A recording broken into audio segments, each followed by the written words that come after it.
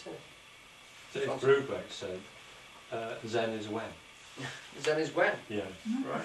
When that happens. When that happens, yeah. And it happens in music, you know.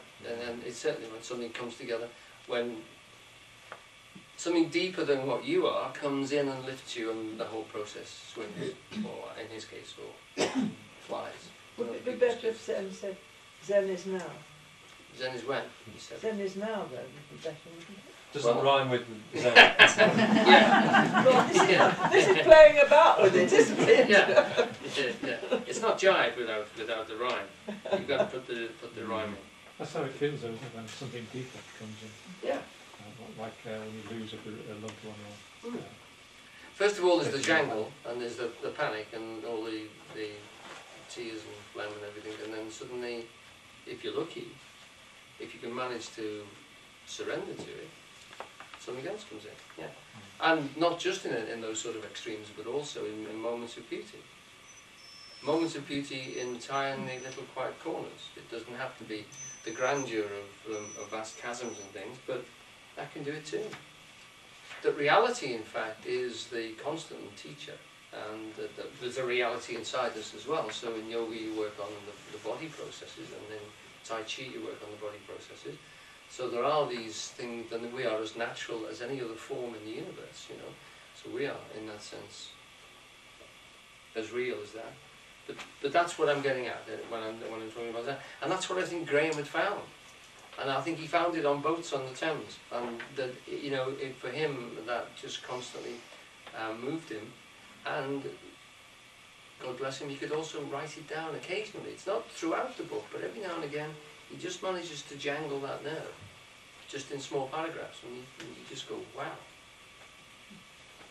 Was he saying that the characters in the book are representing any particular aspects of Zen?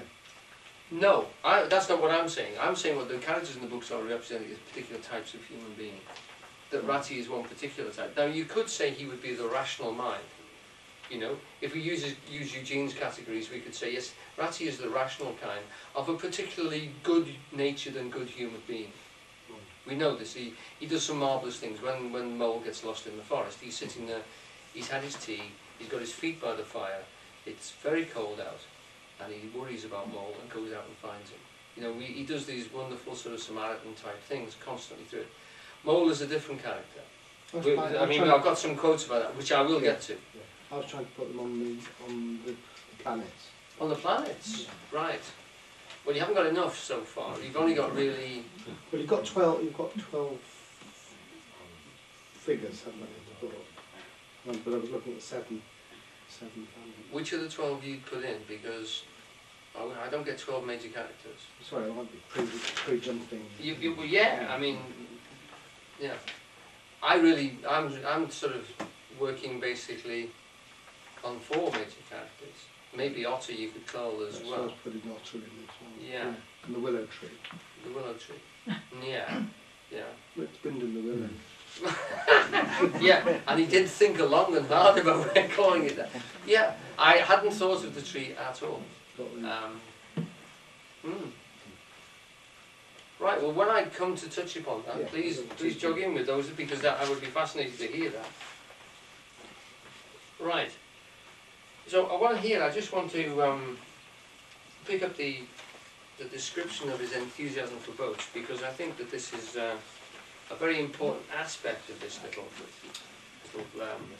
man, and because I do think that this is what he's managed to do. And it's a very, very English form of mysticism. This is Grahame, obviously, shining through the water rat. Responding to Mole, saying to him, is it nice, boating? Nice? It's the only thing. There is nothing, absolutely nothing, half so much worth doing as simply messing about in boats. Messing about in boats. In or out of them, it doesn't matter. Nothing seems really to matter. That's the charm of it. Whether you get away or whether you don't. Whether you arrive at your destination or whether you reach somewhere else. Or whether you never get anywhere at all. You're always busy, and you never do anything in particular. And when you've done it, there's always something else to do. And you can do it if you like, but you don't have to. And it's much better if you don't.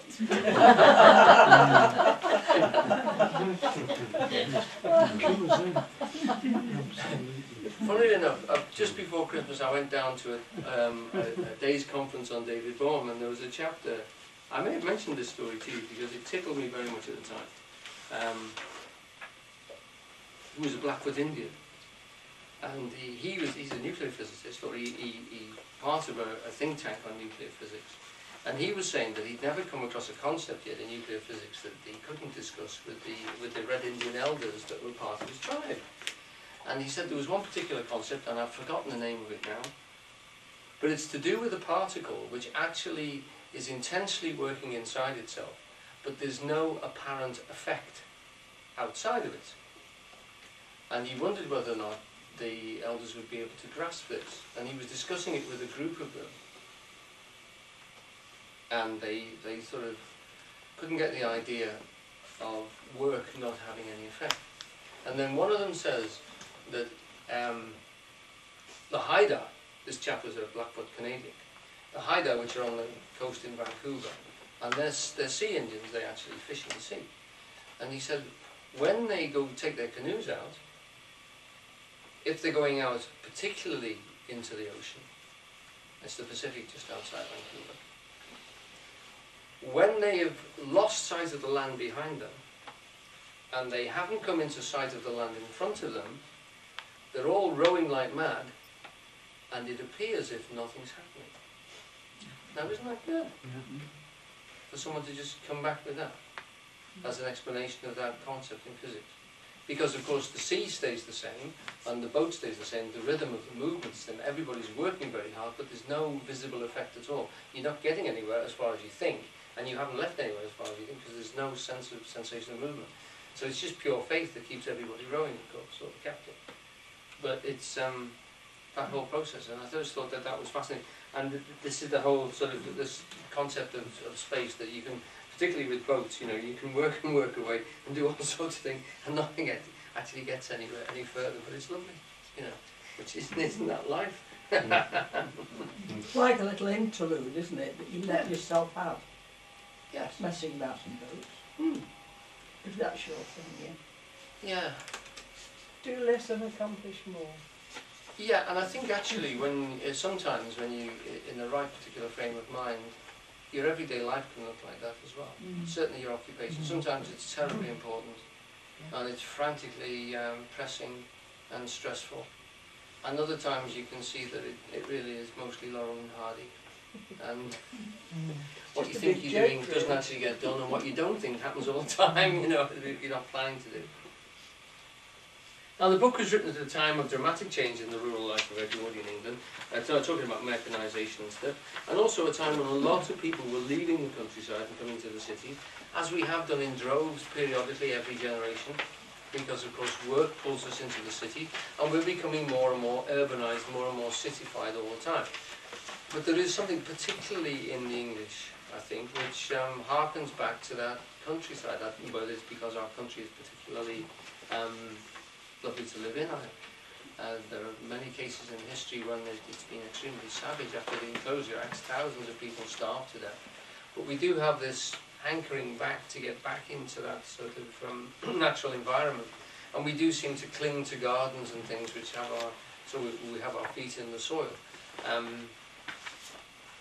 Particularly the wonderful group of children's writing, you think of Nesbitt and people like that, producing books in the 1890s, early 1900s. These books are still selling now, Peter Pan, etc. We're still selling these books now to children nowadays. There was something in that 20 or 30 years of unique quality of good, profound writers approaching children's books seriously. I think it's happening again now, with people writing very well for children. They were not just trite stories to get them reading. There was profound concepts being given out. And book illustration. Sorry? And book illustration, yeah.